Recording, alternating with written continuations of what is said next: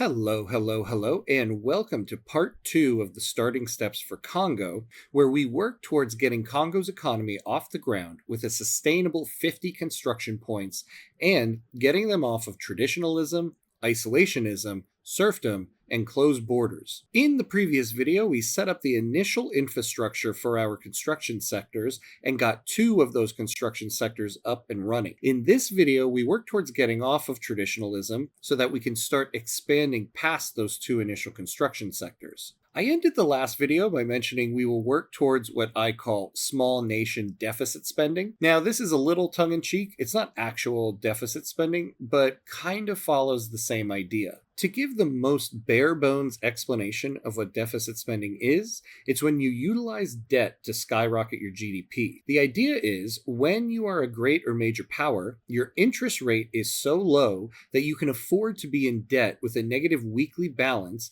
as long as you are spending money on expanding your construction sectors. Your debt limit is based on the cash reserves of your buildings. So the more buildings you own, the higher your debt limit. The more construction sectors you have, the more your private sector can build buildings.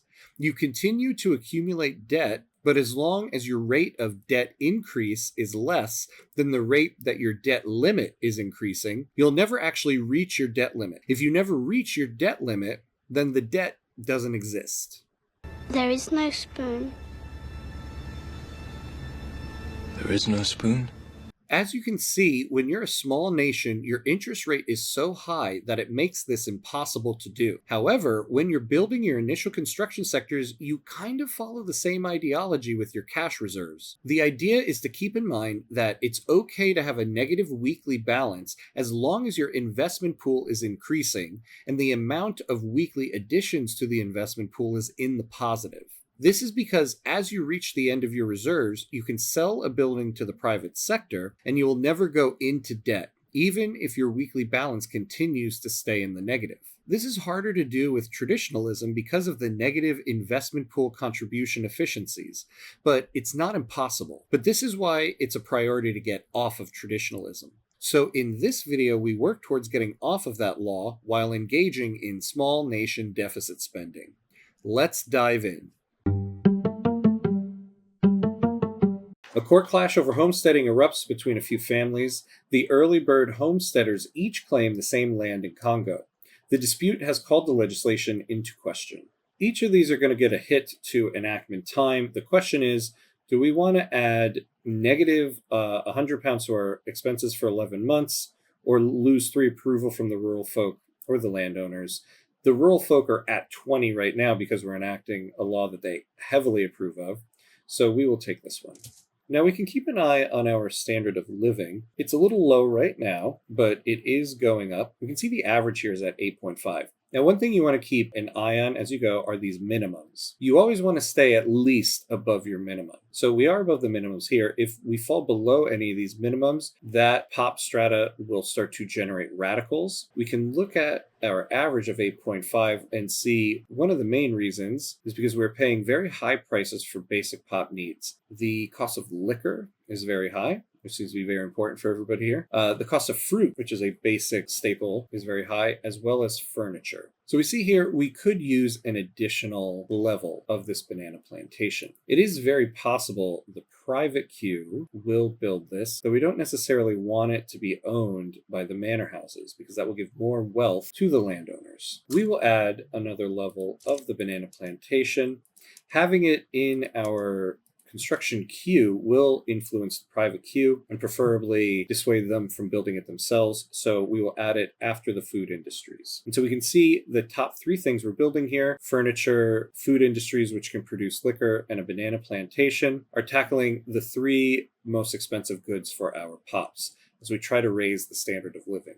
More pragmatically inclined members of the landowners currently opposed to the passing of homesteading have offered to change their stance were they to be offered certain political concessions. Such concessions would not be popular with the rural folk, however. Generally with this event, the first option is usually the best. It gives you a success chance and you lose approval from the group that is the happiest from the law being passed. The other options aren't as beneficial. The last one here is an interesting one because it will progress, instead of giving a setback, it will progress the law an entire phase. So we would go to the adoption phase, but we are only at 18% success chance. It is a little more beneficial to build up that success chance right now. Prominent members of the rural folk, outspoken supporters of homesteading, and close allies of Garcia Campanzu have been exposed in a corruption scandal, having exchanged political favors for personal gifts. We can lose 15% success chance, we could lose 10 and lose some bureaucracy, or we could gain a setback and lose no success chance. We don't want to do that. You can see we'll lose 5% bureaucracy. We can afford to lose a little bit. We'll lose 5% of the 100 that we're generating. As long as we stay at 100% excess, we get the full plus 10% state construction efficiency. So we'll take the second option. You can see this is the main reason why we didn't advance to the adoption phase before, and instead we took the plus 10% success chance. Had we not done that, we would now be in the adoption phase, but we would be at a 9% success chance, which this is, I guess, more of a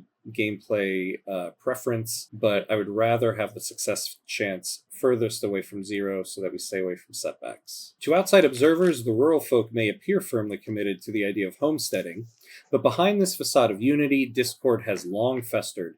Now a clique of dissenters have finally had enough and have officially broken with their fellow members over the issue of reform. So we could lose 15% success chance and lose some pop attraction from the rural folk. We lose only 10 and add 100 expenses. Or we could take a setback and gain 5% success chance. Now, given that if we take this option, we'll be under 10%, and we are in the second phase, since we've been holding off from taking any setbacks for so long, now we will take a setback in order to gain a 5% success chance. We now have a furniture manufacturer.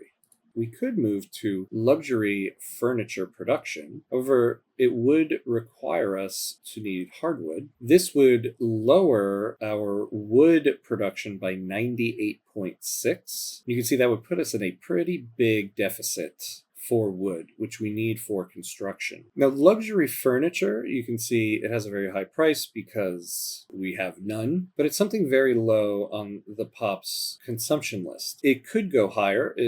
There isn't much in the country right now, but it's also something that mainly the upper classes, the upper strata look for. The middle class a little bit, but you can see they're only at 2.5% of what they want to buy as opposed to the 4.6% of the upper strata. And so it would be much more detrimental to us to raise the cost of wood in our country that much. All right, we now have academia, and we can build universities, which we desperately need in order to gain innovation. The speed at which we research tech is done by this weekly innovation here. You can see we are gaining 50 a week. Every tech has a certain amount of innovation that you have to reach before it is unlocked. So we just started romanticism, but you can see it takes 7.5K of innovation to reach, and we generate 50 a week. The more universities you build, the more you add to your innovation points. Now, there is a cap on how many innovation points you can actually use. You get a base value of 50, and then you get a certain amount added in for your literacy. So our current cap is 80.17. So we would need quite a lot of universities to reach that cap. So we're not as worried about that cap. However, when we build a university, we need paper. So we do need to build a paper mill, so that will require more wood. We do have that amount of wood right now. So we will add a paper mill to the end of our construction queue. We will move it up ahead of that iron because we can actually utilize the paper and the university before we start utilizing the iron. So we will add a paper mill, and then to start, we'll add one university because this does add cost to our budget for government wages. So we'll add it, and then we'll see how much it costs, and then we'll see how much we can scale it up. But we'll at least get one university started. This will also give political strength to the intelligentsia. We can see our reserves are getting pretty low, so it is time to start selling a building. Our textile mill is pretty profitable, so we will look to sell this.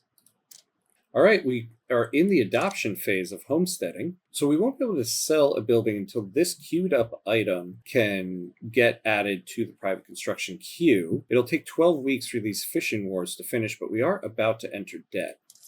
So it is a situation where we can raise taxes temporarily for these 12 weeks. We can also start thinking about consumption taxes. In fact, we probably should have been thinking about consumption taxes much sooner than this. Now, it looks like a lot of people are spending a lot of their money on liquor, so we don't necessarily want to tax that. We don't want to make it more expensive for everybody. Services is something that mainly the upper strata consume. Generally, if we can tax things that mainly the upper strata consume, it's less detrimental because they have more money. So we'll do services, and we will do transportation for now. 200 authority for only an additional 52 pounds of taxes is not a lot, but we'll do that for now. And we can also think about lowering wages a little bit. Lawmakers working towards the enactment of homesteading have found themselves mirrored in a particularly complex set of bureaucratic proceedings, grinding the work towards reform to a near halt. So we could lose 20% enactment time, but more so lose 10% enactment success chance. Or we cannot lose any success chance. We'll lose 5% bureaucracy for 5 years, but we can afford that. We'll also get 10% radicals from bureaucrats, which we'll take instead of losing success chance. All right, we got prospecting if we discover gold. So our textile mill hasn't sold yet, though this is probably because the productivity has gone down considerably. So we will also put our furniture manufacturer up for sale, and that sold immediately. So we'll now take the textile mill off for sale because we don't want to sell it with a full reserve. We can bring taxes back down, and we will bring everything back to middle. Frustrated with the lengthy legal process surrounding homesteading, Garcia Campanzu of the Rural Folk has approached us with an offer to expedite the process, utilizing his personal connections within the state apparatus. So we could gain enactment time and lose some approval from the landowners. This isn't great because we are losing a bunch of tax income because they are unhappy, or we could add 10% time. Now, the thing is, they are going to be unhappy during this process. They absolutely oppose homesteading. So at this point, losing 2 approval from them, but gaining a 20% to enactment time, or at least losing 20% of the enactment time, is preferable.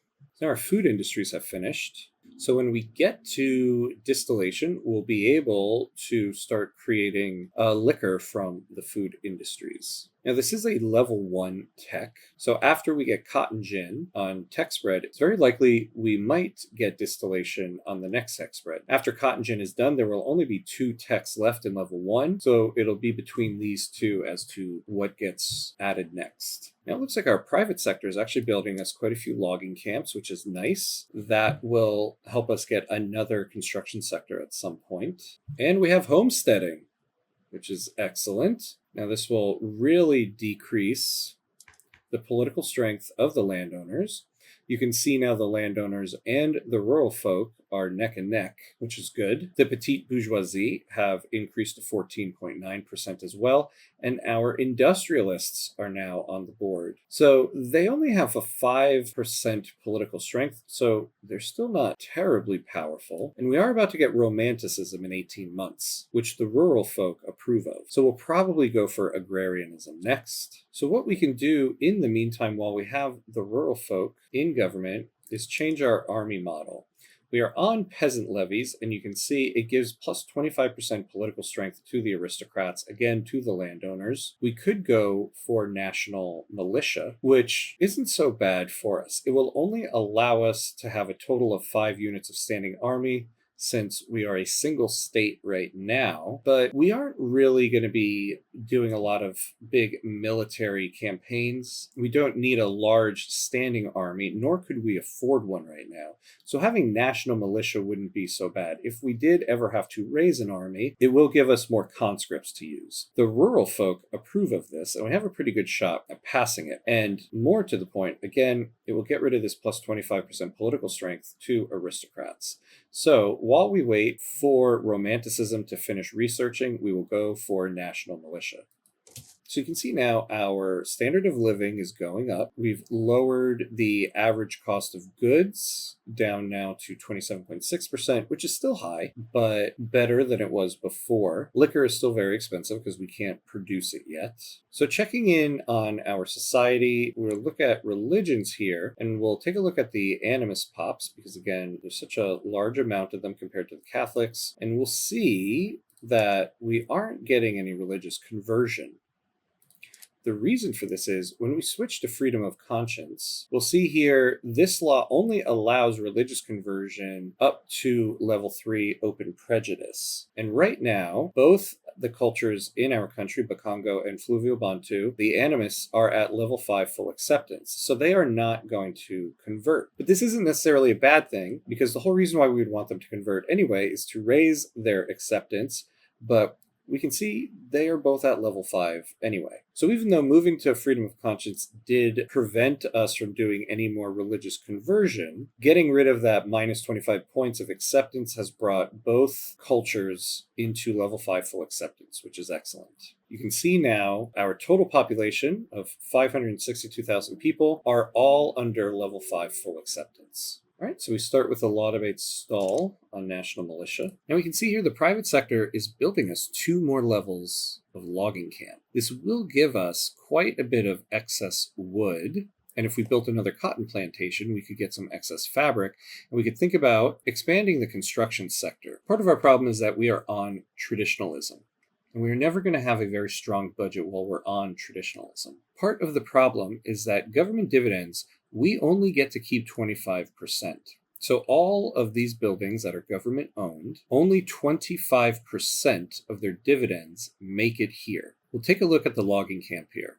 All 3 levels are owned by us. We look at the weekly balance. We are getting 1.63K of dividends from this building. However, only 408 pounds are making its way to our budget. So we are losing a lot of money because of this. So the base government dividends efficiency is 25%. Interventionism gives us an additional plus 25% government dividends efficiency, and agrarianism will give us a plus 30%. So we will be able to retain a lot more of those dividends going into our budget. And so there are a bunch of other things to mention on here about traditionalism that are bad, but to the point of construction, we're never going to have a very high weekly budget until we get off of traditionalism. Along with that, when we switch to interventionism and agrarianism, we now fully split the construction points, so less of the construction burden falls on us. So this is to say, we're not really and safely going to be able to get past these 2 levels of construction sector until we get off of traditionalism. So for the moment, our best bet is to rely on the now powerful rural folk to get us agrarianism. So we really do have to wait these 11 months until we can get romanticism and then go for agrarianism. An influential faction within the petite bourgeoisie has grown frustrated with their co-members' neutrality on the topic of national militia. Themselves in favor of the law, they have now resolved to form a separate political faction intent on passing it. So we can gain 15%, but lose some pop traction to the petite bourgeoisie, or we can gain 10% and lose some from the petite bourgeoisie and have the rural folk gain some. We'll take the plus 15%. All right, so we got a setback. So once again, our reserves are pretty low. So we can look to sell the textile mill and see if that works. So it hasn't immediately gone. I'll add the food industries. Okay, we got an advancement on the law, and we now have romanticism. So we'll put all 3 of these up for sale and keep an eye on our reserves. And when one of them sells, we'll pause it and take the other 2 off of sale. We are now at the considerations phase for national militia. So when this law is done, we will then go for agrarianism. With the recent investment in Congo, the raw goods industry has resulted in a positive balance for the logging camps there. Interest groups are quick to try to claim credit for this achievement. We will take pop attraction to the industrialists. So a note about selling buildings as well. All of these buildings, when you sell them, you get 150K per level. If you look, the limit of our reserves is 118K. That means, realistically, we could go 32K into debt without having to worry, because if a building sold, not only would we get out of debt, but we would fully fill the reserves, which is why you've seen so far, I'm not as worried the moment we hit debt, as long as we have a building to sell and we have a legitimate way to make it profitable. So as bad as debt is, if you have a building to sell, we have some leeway to go into debt. If we didn't have an urban building to sell, it would be a little more worrisome. Rural buildings generally give you 50K when you sell them. So again, we could go a little bit into debt if we didn't have an urban building and we only had rural buildings. But if you have an urban building to sell, you have a little bit of leeway to go into debt here. In the midst of the debate surrounding national militia, one of the country's leading playwrights, strongly associated with the rural folk, has staged a widely acclaimed play whose politically laden theme makes no secret of the author's desire for the law to be passed. So we can get a plus 10% enactment success chance, get some pop attraction for the rural folk, or get some prestige. We will take the enactment success chance. Remember, we are now researching urban planning. So in 30 months, we can go to iron frame buildings. So now we really do want to have 5 levels of iron mines ready to go. So we're going to add 2 more to the build list. We also now have a university, which will create demand for the paper mill, which will help us get the paper mill sold when we need it. We can also change the production method here. So you can see clerical educators employs 250 academics, 250 clergymen, but we could switch here and just have it all be academics. The academics mainly support the petite bourgeoisie and the industrialists, and so we'll want to switch to that. Having switched to freedom of conscience has really decimated the political power of the Catholic Church. You can now see that they are marginalized. And speaking of political power, the landowners are now at 26%, a significant decrease from the once 60% political power they had. One thing that will be beneficial if we can get them below 20% is that they won't be powerful anymore. 20% is the threshold for an interest group to be considered powerful. And when an interest group is powerful, their bonuses and drawbacks here double. So right now we are getting negative 20% tax income on the landowners because they're upset, because they are powerful. If we got them below 20% political strength, this will go to negative 10. Same thing goes for the rural folk. We are getting a plus 20% infrastructure because they are powerful, which is very beneficial to us right now, considering we don't have railways to increase our infrastructure. So it is another benefit to empowering the rural folk early on if they have these farmers markets. Especially considering here in Congo, remember, we are getting a negative 20% infrastructure because of the Congolian rainforest. So the rural folk being powerful and happy completely negates that penalty right now. All right, and we are now in the adoption phase for National Militia. All right, so our textile mill just sold. You can see our reserves have bumped back up. So now let's go back to the building registry and take these buildings off of sale so that we have them in our back pocket for when our reserves go down again. You can see how selling these buildings are steadily bringing the industrialist political power up. They are now at 9.3%. So we now have 1 level of iron mines built, and you can see we have a deficit of tools. So we are going to go to the tooling workshop and utilize the next production method to increase the amount of tools. It does lower their price, but it will start a demand for iron so that they will start hiring. Remember, tools are an input for iron mines. So even though we have a big surplus of it now and the price has gone down drastically, the more of these iron mines we complete, the more of a demand there will be for tools. All right, we got a stall on National Militia and lost 15%. What was meant as a routine speech about the merits of national militia by Garcia Campanzu has quickly devolved into a public relations disaster for the rural folk. So we could lose 15%. We'd only lose 10 and lose some pop attraction to the rural folk. Or we could take a setback and gain a 10% success chance. This one is difficult because we have the one setback already. A plus 10% enactment success chance is pretty big, and if we take this, we'll be below 10%. We'll be down to 8. However, we will now have 2 setbacks and kind of put our back to the wall. I do want to get to enacting agrarianism, so I'm willing to be a little more adventurous in this law passing, so we will take the setback and get the plus 10% enactment success chance. Now, one thing you can always do when you need to get a law passed is you could get a law commitment, or at least a law commitment article in a treaty with another country. If we were able to enact this treaty, Portugal would add to the enactment success chance of agrarianism. Keep in mind, you do need to get this before you start enacting the law. Problem is, we probably won't be able to get this passed. We could owe them an obligation and get 30%. Now remember, we are on isolationism, but that doesn't mean we can't do country-to-country goods transfers. So if we give them 11 units of paper a week, this will add 2 to our success chance.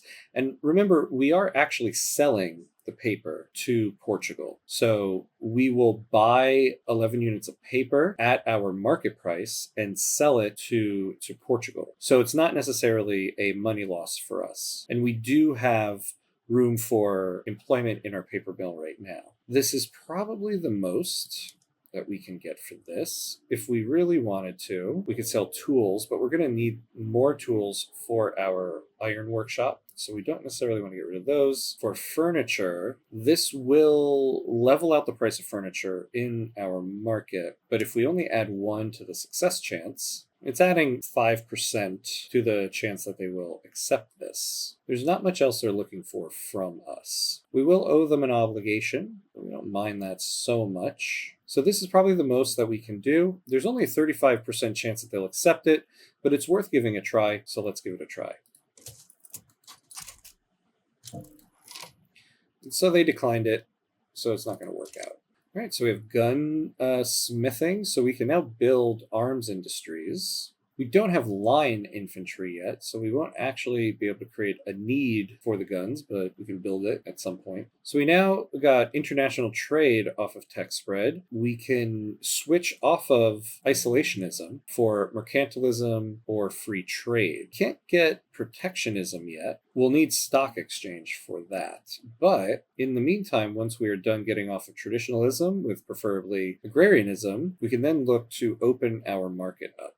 All right, so we got a stall on national militia. A mine in Congo has collapsed, trapping miners within the dark shafts below. The scale of the accident has made the tragedy a story across Congo and the nation. So with this one, you'll get either 5% radicals in the lower strata, upper strata, or middle strata. And then along with that, it'll add, so if you take it to the lower strata, you get political strength and approval from the industrialists. If you take it from the upper strata, political strength and approval for the trade unions who are currently marginalized. Or if you take it from the middle strata, political strength and interest for the rural folk. Now, this is an interesting one to get right now because generally for this event, you would like to take it from the upper strata just because it's 5% of pops in that strata. The lower strata have the most people, so 5% of 539K is a much larger number than 5% of 2.68K. However, we are about to go for agrarianism. The rural folk are the leading force behind that. So for 5 years, we can add 15% political strength to them. Considering what we are about to go for, this is the option we are going to go for right now, even though we will be adding a little bit more in regards to radicals. And you can see immediately with that, the rural folk have jumped into the lead as the most powerful interest group. More pragmatically inclined members of the armed forces currently opposed to the passing of national militia have offered to change their stance were they to be offered certain political concessions. Such concessions would not be popular with the rural folk, however. So the rural folk are very happy right now, so we can afford to lose 3 approval and gain a plus 10 enactment success chance. Now, once these iron mines complete, we're probably going to need more tools because we need tools for these iron mines. So we'll add a tooling workshop at the completion of this, and we have national militia. So now we are ready to go for agrarianism. We start off with a 26% success chance 32% stall. Our chances are pretty good. We get even more if we get the industrialists in there. Is that possible? No, if we do that, we will get a completely illegitimate government, so we won't attempt that. So now let's enact agrarianism. And we have urban planning. So we could use iron frame buildings now. So two things. One, we do need to complete these iron mines first, but also remember we are not going to have enough money coming into our budget to afford the increased costs of construction goods until we get off of traditionalism. So, along with finishing these two iron mines, we really do need to finish agrarianism before we go to iron frame buildings. However, this also gives us the ability to create market squares in our urban centers. So, now is a good time to start building our first glassworks. Slaves have risen up in Congo. They are not a significant force yet, and there are multiple ways to approach them. So we are on noble privileges right now. And remember, the landowners are powerful. So we are getting double the effect of this. If we take this one, we will still have noble privileges, but we will be right on the edge of getting rid of it. The rich and unstable political environment in Congo has proven attractive to political exiles and stateless people who have begun to congregate in the coffee houses of Kinshasa. Once again, our market liberal is trying to enter the country. Currently, we don't have any radicals from political movements. This doesn't really help us. So let's take 5 years of additional prestige. And we have our market liberal. All right, so we lost 10% in the enactment chance of agrarianism. And we got the cotton gin. And now we're getting tech spread on distillation. So this will create the PM for our food industries to create liquor. Taking interest in Congo's modernization efforts, Sweden has offered us the service of General Gustav Adam von Hofsten as a military consultant. The terms of this arrangement appear favorable, but we should be wary of indebting ourselves to foreign powers. So this is actually an excellent event for us. We'll owe an obligation to Sweden, but we will get 100% technology spread for military, or we could lose relations with Sweden. So we will take the tech spread. So we now have all of the iron mines we need in order to move over to iron frame buildings. But again, we should wait until we get agrarianism. We also see now that the leader of our landowners has resigned. Our new one, we should take a look at, is an authoritarian, unfortunately, and also an opium addict. But it doesn't look like... Okay, so they're getting negative 5% interest group pop attraction. So they're not getting an addition to political power from this leader, and they're getting a little bit of a hit to pop attraction, and this person is disliked. So it's actually pretty good for us in terms of the landowners. Law debate success. So we got an additional 10% to the success chance. Okay, so law debate failed, so we lost 10%. So we are kind of bouncing back and forth at the moment. What we could do is we could try here, switching to hardwood production. This will allow us to build luxury furniture in our furniture manufactories. We do get a hit to production of furniture, but we can always build another level. So we can now build military shipyards and start to build a navy. This will help with our prestige, and so we will add military shipyards, and it will also use more of the hardwood that we're now producing. Viewing Portuguese ownership of North Angola as a crime against the Congolese nation, the landowners have put their weight behind the Anti-Portuguese League. Now, we don't want a lot of people in the Anti-Portuguese League. Now, you'll notice it says here, there is no state which has both sufficient infrastructure and available workforce for new construction. So if you add up the amount of infrastructure that is on both build queues, a glassworks will take 2, furniture manufacturer will take 2, the military shipyards will take 2, so that's 6. A logging camp takes 1, that's 7, and a fishing wharf takes 1, that's 8. If you look at how much infrastructure we have, that will equal our 51. So we need more infrastructure. However, we don't yet have railways. Now, we do have a port. Now, it's not hired. We can hire it up. But the problem is that this first PM anchorage does not provide infrastructure. We can get infrastructure if we have a cargo port, but we are going to need clippers. So what we are going to do is first now build a shipyards, and we will bump that to the top of the list. Now would be a good time for us to sell a building. So let's take a look at what we have. Once again, we'll sell an urban building. Looks like our food industries, well, has a high productivity, not a lot of profit, but we will give it a try. We'll put it up for sale, and it immediately sold. So now we have 138K in the reserves, and so we're good to go. We got an advancement to consideration on agrarianism, and now we have international relations, which allows us to go for colonization. So we have distillation and lathe in our queue. So at the end of it, we're going to add what we need to get to railways. George Eden, a wealthy and powerful industrialist from Great Britain, sees Congo as a lucrative and untapped market. In exchange for various political favors to be redeemed at an unspecified point in time, George Eden is willing to share with us the industrial technology of his homeland.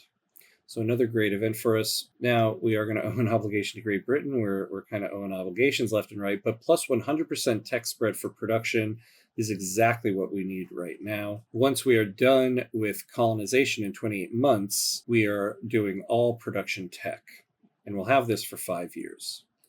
The presence of the nearby Portuguese colony of North Angola has raised fears among the industrialists that our own nation will fall victim to a similar fate. Their concerns have led them to align with the anti-Portuguese League. So before we decide on this, let's take a look at what our current relations are with Portugal. So we have very friendly relations with them right now. So we don't necessarily want to take more radicals. We now have more radicals than loyalists. We can afford to lose 10 from our relations with Portugal, and we have plenty of influence, although it didn't even lower it below friendly, so we can't even improve relations. We now have our shipyards, so we can move to the cargo port, and we will subsidize the port so that it gets fully hired, so that we get the maximum amount of infrastructure from it. And in order to help the productivity of the shipyards, we'll move the fishing wharfs to fishing trawlers, because this will use some clippers as well. Also, on second thought, we are going to get rid of the military shipyards. It will cost us money to maintain a navy, which is not something we necessarily need to do at the moment. I'm thinking about our budget. Is that something we really need? And the answer is no, we don't. So now the port is fully hired. We get an additional 3 infrastructure. So now we have 9 additional infrastructure. You can see our investment pool is building again. All right, we have distillation. So we can finally get liquor. Remember, when we were looking at our standard of living, the most expensive thing people are buying is liquor. So let's go here. Let's add in pot stills. And let's add in sweeteners. Let's see what we get when this hires up. And we got line infantry. We also got a law debate fail. So we are going to get a setback. Now we will build an arms industry. And once we get that, we will be able to upgrade our 5 units to line infantry. Remember, the maximum that we can build is 5 because we are on national militia, though we should add in the conscripts as well. All right, so legislative failures, it'll reset, and we're back up to 21% with 1 setback. Currency standards, we can now switch to per capita taxation, which looks like it would be very beneficial to us, though we do need to get off of traditionalism, of course, to get on that.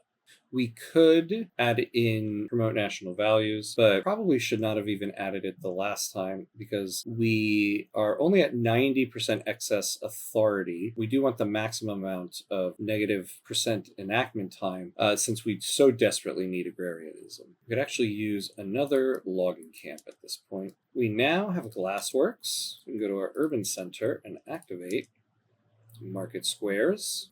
Law debate success, all right. So we're up to 28%. Could also do with selling a building again. As usual, we will go here, take a look at what we have, see if they will buy the tooling workshop from us. And they did. And we continue. So it looks like we're at our infrastructure cap again. We'll go with another port for now. Law debate success. So we get an additional 10%. We are up to 38% with a 0% stall. Our next checkpoint is January 21st. All right, we have colonization. This is excellent. So after agrarianism, that will be the next thing we go after now, so that we can start adding another state and getting coal, so that eventually we can do the atmospheric engine.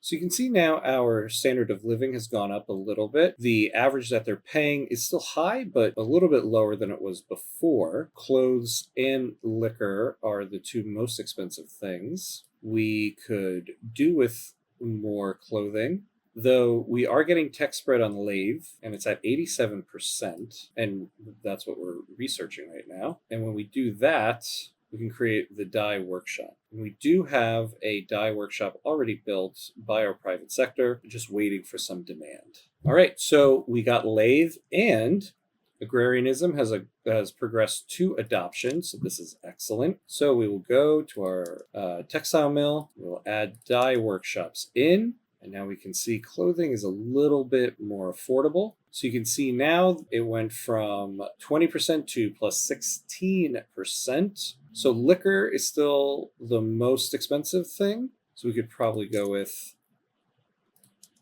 another food industry.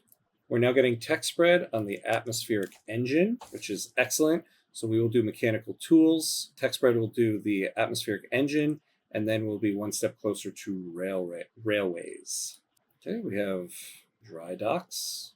We haven't looked at our GDP in a while, but we are now over $1 million in GDP. So our GDP line is going up steadily. I believe our GDP started at 137K, so getting a very steady growth here. Though previously opposing the agrarianism laws, Kenji Lukeni has considered the rural folks' political position and instead offers support. Okay, so we can gain 10% success chance, and both the petite bourgeoisie and the rural folk will get pop traction. Or we take half of that, and our market liberal petite bourgeoisie loses popularity. We would rather take the 10%. So we are going to move the port up in order to be built next. The private sector only has one thing in the build queue here, and you can see once again they are not going to be building anything.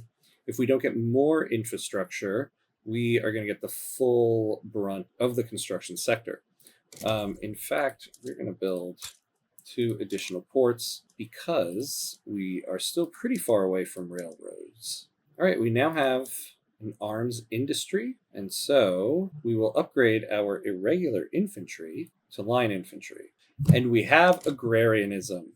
We are finally off of traditionalism. So now what we are going to do, in order to ease the switch from wooden frame buildings to iron frame buildings, we are going to subsidize the iron mines, let them build up fully, or not build up fully, but employ fully. Now that they are, we will switch to iron frame buildings. And now we can take off the subsidy. Now, our budget is still hurting, though, because nothing is being built by the private queue because we are out of infrastructure. So we will build these 2 ports, and then we will go from there. So the next law that we're going to pass is we need a colonization law. And so we need to get the armed forces into government. We could do colonial exploitation if we could get the industrialists.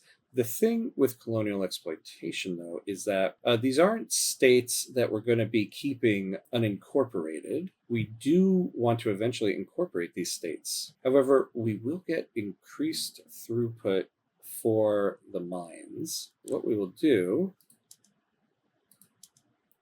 we will take the rural folk out. So we can get the industrialists in. We can't get both industrialists and armed forces.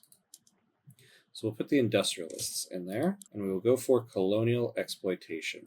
All right, so we have the first of 2 ports built. So let's get it fully employed to add maximum infrastructure. Let's take a look at our infrastructure. So we're still using too much. Part of our problem was that the rural folk, we did make them a little mad. Taking them out of government, I forgot. We did kind of need them to stay happy.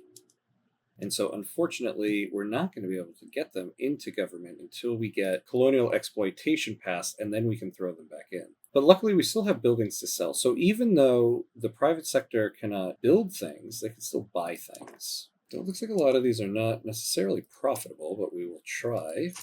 And that's sold.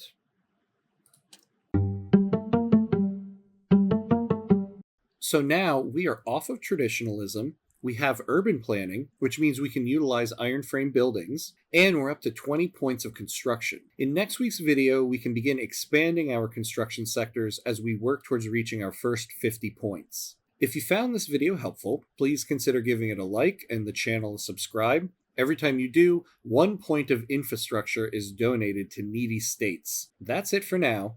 As always, be awesome.